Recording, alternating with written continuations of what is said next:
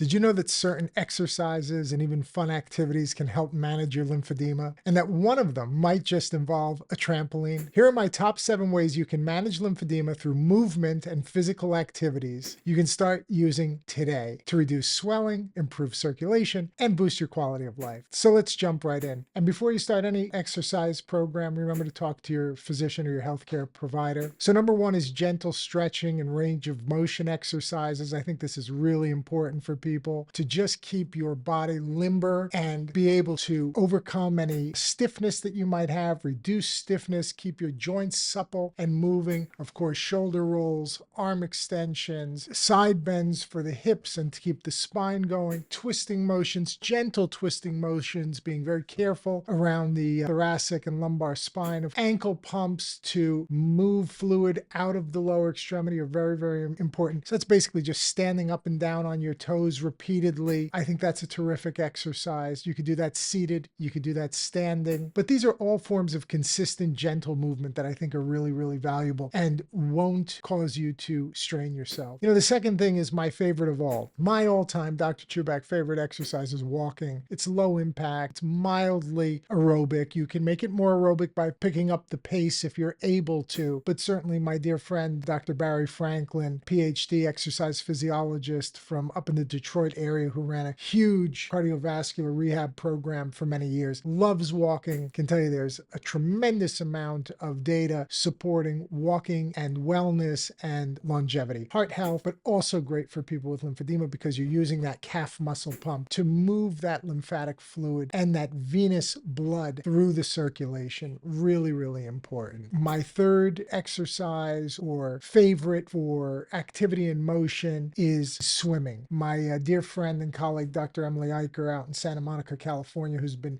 dealing with lymphedema and lipedema patients for 3 decades now. Her favorite exercise is swimming. If you have access to swimming, please do it year round. If you can only do it in the warm months, do it then. If you don't have access to swimming, well, there are other things like an elliptical or a stationary bike, cycling, which is really, really great. Deep breathing exercises are incredibly important. The diaphragmatic movement and the expansion of the lungs, opening up the chest, creating a negative pressure in the chest, really stimulates lymphatic flow through that thoracic duct, which comes up out of your abdomen and into your chest, and that helps venous return to the heart as well as lymphatic flow. So deep breathing,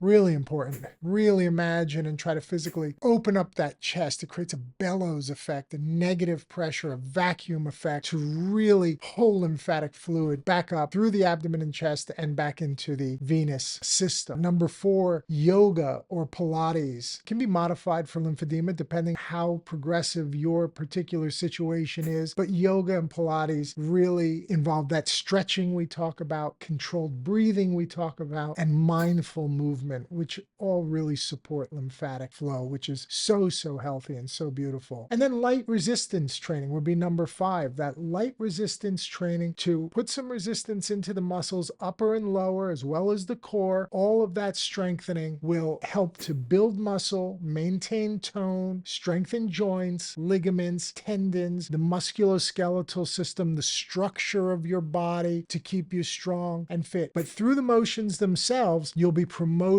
that lymphatic flow, which is so important to get contractility around the lymphatic vessels and help with lymphatic stimulation, lymphatic contractility, and flow. And this works for the veins as well. That muscular contraction around the superficial and deep veins really promotes that blood flow and prevents blood from pooling in the legs, which prevents that what we call capillary hyperpermeability, so that fluid is not building up in the soft tissues, in the fatty tissue, etc. So I want you to focus on low weight, high repetition exercises, especially in the beginning. You can wear your compression garments during this, upper or lower. Again, always check with your healthcare provider, your physician, for clearance before any exercise program. Now, number 6 is my Rebounder trampoline, which so many patients and so many people with lymphedema love. It's a fun activity. It keeps you moving. It just puts a smile on your face, to use a rebounder. Every kid loves a trampoline. So when we're adults, adults, who wouldn't love to exercise with a trampoline? You have to be very careful here, obviously. You have to be cautious. You don't want to wind up on your backside. You don't want to get hurt. Nice, gentle, bouncing movements in the beginning, 2 feet, very controlled, very steady, rhythmic. You can do it with music. A lot of fun. The rebounder, but great for your circulation in general, venous, lymphatic, and even arterial, bringing blood flow into the tissues. Start with shorter sessions, and as you gain your endurance and your confidence and your strength and your balance and all of those important things, then you can build it up over time. Other than swimming, again, this is really my number 7. There's swimming and then there's aquatic exercise. They're related but two different things. For people who can't swim or are not in the condition to swim right now, aquatic exercise classes are really terrific. And so many places around the country have that, YMCAs and so on and so forth. Pool, you can do that there, and there are plenty of online instructional courses here on YouTube and elsewhere that will give you a range of great water aerobics or aquatic exercises to do. And the water itself provides a natural resistance and pressure on the lymphatic vessels to promote flow. And it can be refreshing, it can be fun, very, very enjoyable, but extremely effective. Use these 7 tips, find what works for you. You might use a combination of all 7. You might find some work for you, some don't. Some you like more, some you like less, some are not possible for you depending on the circumstances. But these are 7 great ways to get going, incorporate movement to improve your quality of life and to improve your lymphatic flow, and hopefully reduce some of your symptoms, reduce some of your swelling and the edema, with all of the other things that you're going to do to manage this difficult, chronic, and progressive problem. But I hope you found this helpful. And if you did find it helpful, please subscribe to my channel and like it. I love when you comment, especially when they're positive. Everybody loves a positive comment, but I want to hear your feedback. Please share it with friends and family and anybody you think may benefit from this so that I can help you create a happier and healthier life. Thank you so much.